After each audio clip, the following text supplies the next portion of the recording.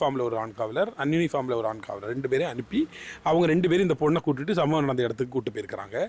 அதில் யூனிஃபார்மில் இருந்த ஆண் காவலர் வந்து இல்லை கம்ப்ளைண்ட்லாம் கொடுக்காத, எஃப்ஐஆர் கொடுக்காத, எஃப்ஐஆர்லாம் போட்டேன்னா உனக்கு ஃப்யூச்சர் பாதிக்கப்படும், நல்ல யூனிவர்சிட்டியில் படிக்கிற இதெல்லாம் உனக்கு நாளைக்கு இதெல்லாம் இழந்து வீட்டில் உட்கார மாதிரி இருக்கும், யாருக்காகவோ இதை நீ செய்யாதன்ற மாதிரி பிரெயின் வாஷ் பண்ணியிருக்காங்க. இந்த மாதிரியான காவலர்களுடைய அப்ரோச் அல்லது மிஸ்கைடன்ஸ் இதெல்லாம் வந்து எனக்கு இது அப்புறமா அது மீடியாவில் நான் என்னோட தெரிஞ்ச மீடியா நண்பர்களுக்கெல்லாம் இந்த விஷயத்தை சொல்லி அப்புறமா அது மீடியாவில் வந்ததுக்கு அப்புறம் தான் இது கொஞ்சம் சென்சேஷனல் இஷ்யூ ஆகி அப்புறமா இது பரபரப்பாக பேசப்பட்டது.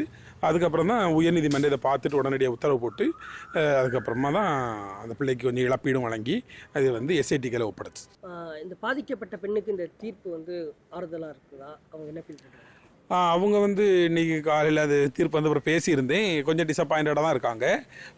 தண்டனை சரி, தண்டனை ஓகே, கொஞ்சம் பர்டிகுலராக இருந்துச்சு. அதான் சொன்னேன், அவங்கள வந்து இதை வெளியே வராமல் தடுத்தாங்கல்ல, அதுக்கு நாங்கள் அவங்களுக்கும் சில தண்டனைகளை கோர்ட் வழங்கும் அப்படின்ற மாதிரி இது பண்ணோம். உயர்நீதிமன்றம் வந்து கரெக்டாக அந்த ஜனவரி மாதமே கரெக்டாக நல்ல ஒரு இது கொடுத்துருந்தாங்க. அதாவது யாரெல்லாம் இந்த எஃப்ஐஆர் லீக் பண்ணாங்களோ, லீக் பண்ணதுக்கு துணை போனாங்களோ அவங்களுடைய சேலரிலேருந்து வந்து அந்த 25 lakhs வந்து நீங்கள் எடுத்துக்கலாம் அப்படின்ற மாதிரி பனிஷ்மெண்ட் கொடுத்தாங்க.